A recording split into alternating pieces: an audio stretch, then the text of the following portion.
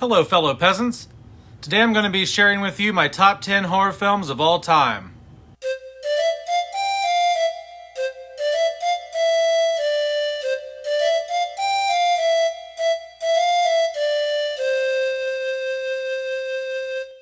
All right, guys. So I know this is only January. We're nowhere close to October yet. You know, Halloween time. But I watch scary movies all year long, and so now is just as good a time as any. So let's get it going. My number 10, the original Texas Chainsaw Massacre. Sweet movie. These kids get lost down in Texas, find this abandoned house. This guy tries to kill them with a chainsaw. Not much to say about it. It's badass. It's from the 70s, and it's a good time. Number 9, Rosemary's Baby. It's a Roman Polanski film from 1969. At the time, it was really controversial due to the satanic devil worship stuff that's in it. Really good 60s horror film vibe. Basically, it's about this young couple moves into this apartment. These devil worshippers live next door. The husband makes a pact with them to impregnate his wife with the child of Satan so that he can have a successful film career.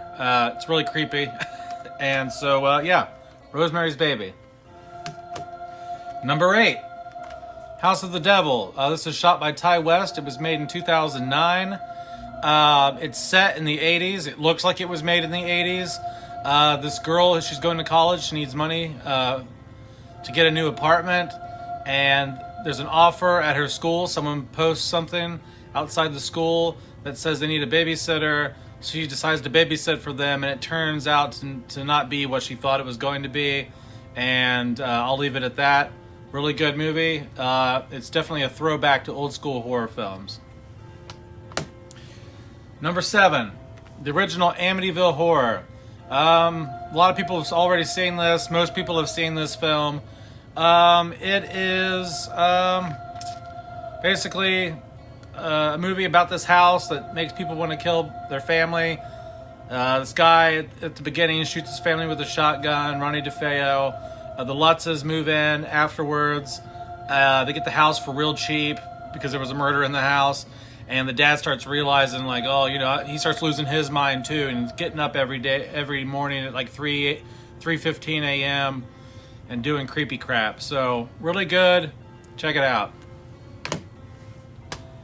Number 6, the original Black Christmas from 1974.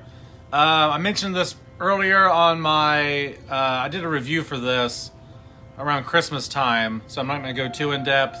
But yeah. Black Christmas, killer breaks into the house and tries to kill these sorority girls around Christmas time.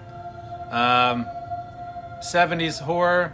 It was actually the inspiration, John Carpenter said, for Halloween. So if you like Halloween, you like John Carpenter, this is kind of the one that started it all in a way. So that's it. Number 5, Halloween. The original Halloween.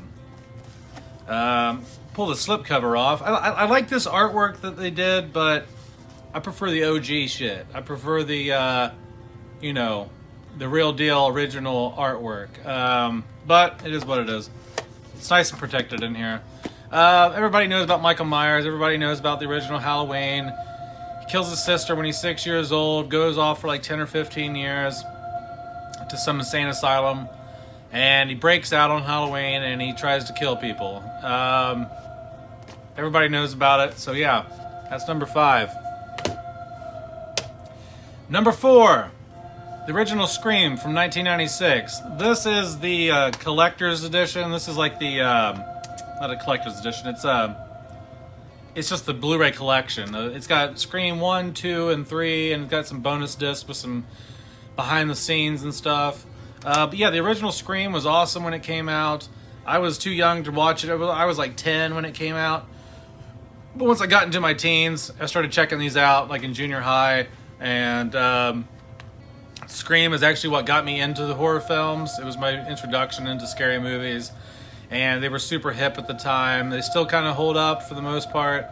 So yeah, original Scream, 1996. If you've never seen it, check it out. Definitely before you watch the new Scream, Scream 5 or whatever they're calling it. I still haven't seen that yet. I'm waiting until it comes out on video and buy it. Yeah, check out the original Scream. Number 3, the original Omen. This is also a collection. This is Omen 1, 2, 3, and then a remake of the original Omen from 2006 included in here. Yeah, the original Omen, sweet movie. This ambassador, this U.S. ambassador, him and his wife are having a baby. It dies or something. This priest comes up to him. He's like, "Hey, I got this other baby that you can adopt. Your wife will never know about it if you don't tell her." And so, like, they're raising the kid, and it ends up being like the son of the devil. And because, like, you know, if you know like some of the biblical prophecy stuff, it says that the Antichrist will rise up through the sea of politics and things like that. And so this guy's a U.S. ambassador. So like, Damien kind of works his way up through the films from just being the son of a U.S. ambassador all the way up to, like, I think he's vice president or president in the third movie. I can't remember, but anyway, he works his way up the ranks. But yeah, the original Omen, classic 70s horror, zoom in shots. You know, I don't know. There's just something about the 70s horror that I just love. Number 2, 1980s The Shining with Jack Nicholson. Hard to go wrong with this one. Guy gets a job to take care of a hotel in the winter while the hotel or the ski lodge or whatever is on break. And the previous person who had that job killed their family with an axe, and that doesn't seem to, you know, sway him from not taking the job. He's like, yeah, whatever, I'll do it, I'll take the job. And then he goes crazy too. It's a Stanley Kubrick film. Stanley Kubrick was a genius. I've seen this movie about probably 40, 50 times. I can watch it on repeat. It never gets old. So check out The Shining. And then the real deal motherfucking Holyfield. The Exorcist from 1973. This is the original Exorcist. I guess the cover for this is the same as this. But yeah, man, I mean, this is my favorite horror film. It perfectly blends together creepy stuff with good storytelling. And the story, the reason I like The Exorcist so much is it's a really good story, but with horror elements thrown into it. And everyone likes to focus on Regan and her possession. But to me, Regan's possession is just what helps the actual story move along. And the actual story to me is Father Karras and his conflict and him losing his faith. He's a psychiatrist. He's a Catholic priest. He works in the church as a psychiatrist. He deals with society. He sees like the worst of society on a day-to-day basis. And he starts losing his faith. And then, you know, Regan's possession, the little girl who's possessed by the devil or demon, Pazuzu, is brought to him like, hey, can you help me with this? The mom's like, can you help me? I need an exorcism, please. And he's skeptical at first, but then when he goes and sees what's going on, you know, what he sees basically brings back his faith, and it's a good character arc, you know. Yeah, the story to me is mostly about Father Karras and him figuring out what he needs to figure out, you know. But yeah, The Exorcist is awesome. It's directed by William Friedkin, shot in 1973. Friedkin also directed The French Connection.